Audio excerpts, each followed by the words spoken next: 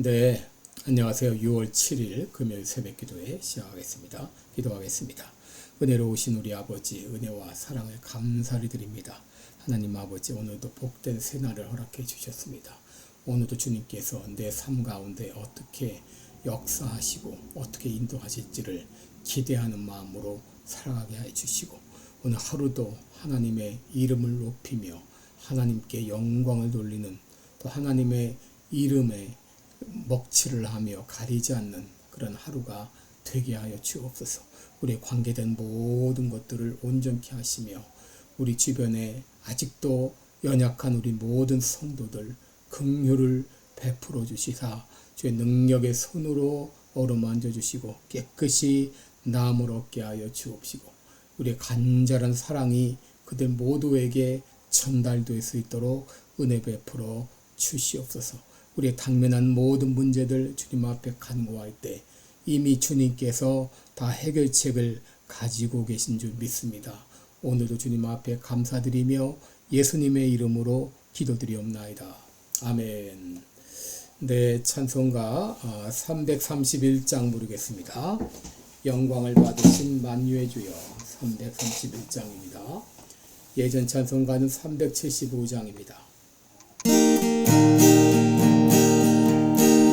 영광을 받으신 만유의 주여, 우리가 명령을 따르리라. 베푸신 은혜를 감사히 알고 진실한 마음으로 섬기겠네. 은혜 주시는 대로 영원히 받들어 섬기겠네. 찬송하겠네, 찬송하겠네. 생명을 주시는 구주로다.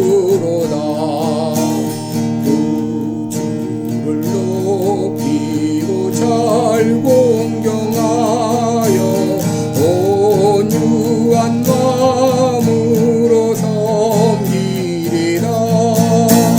주 예수 안에서 즐거워하며 충성을 다하여 섬기겠네. 우주의 은혜 주시는 대로 영원히 받들어 섬기겠네. 찬송하겠네, 찬송하겠네. 생명을 주시는 구주로다.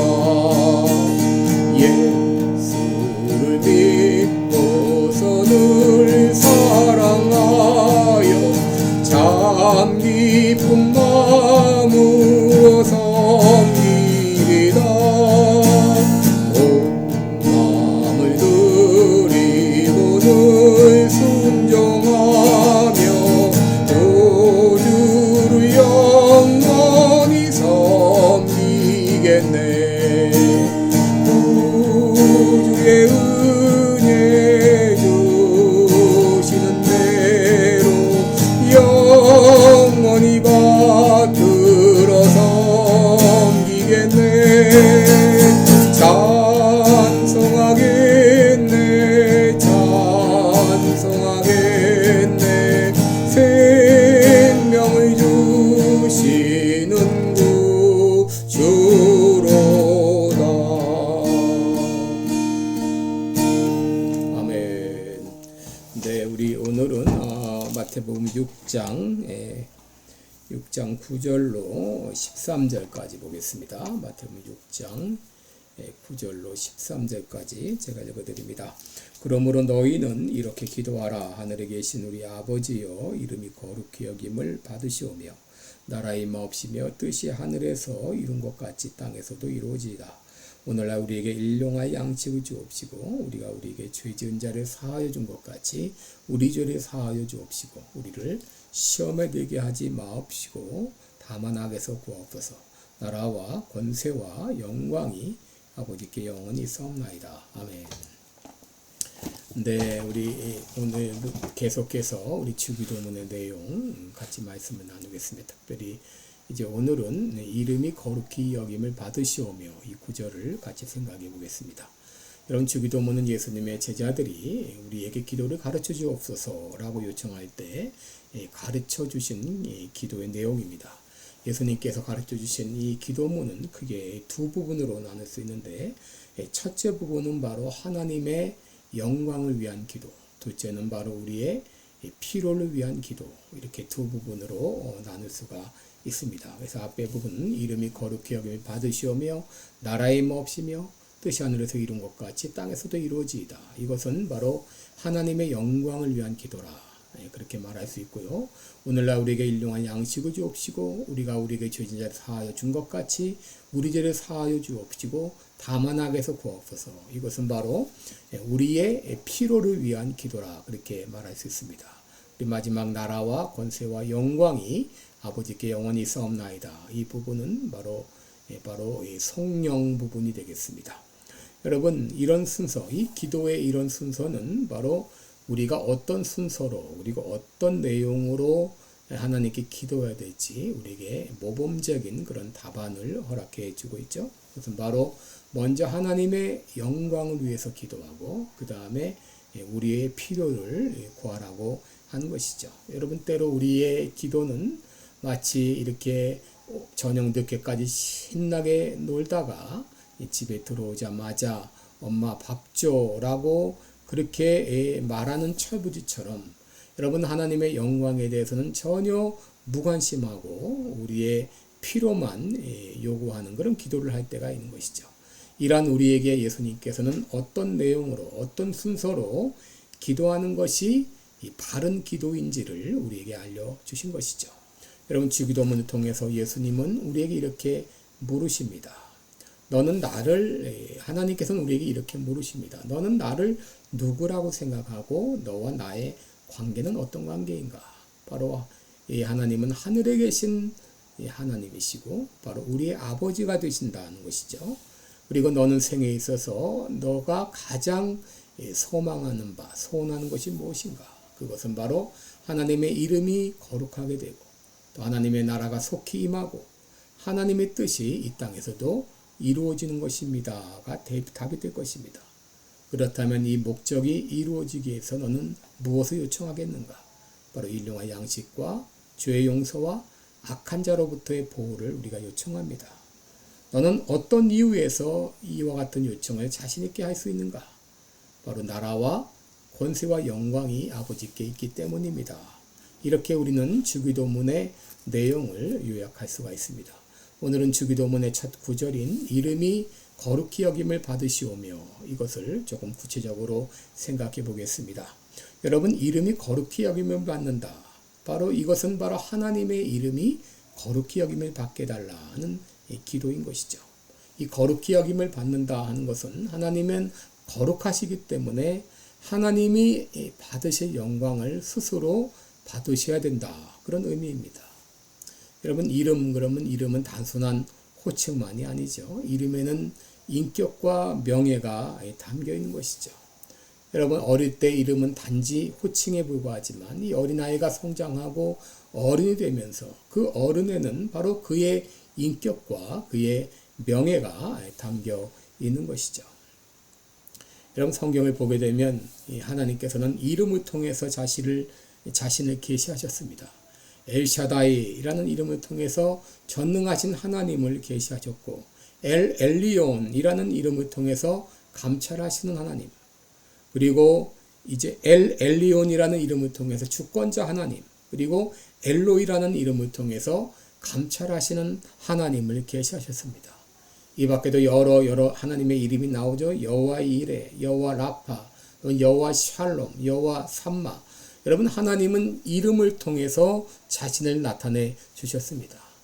그런데 이름이 거룩히 여김을 받는다고 하는 것은 하나님의 명예와 하나님의 영광이 높아지기를 원하는 이런 강렬한 열망과 이 소원이 여기 담겨 있는 것이죠.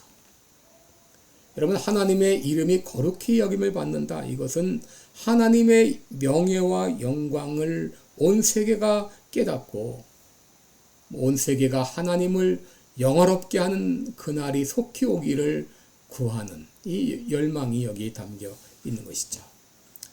여러분, 복음서를 보게 되면 하나님을 영화롭게 하기 위한 예수님의 열정을 볼 수가 있죠.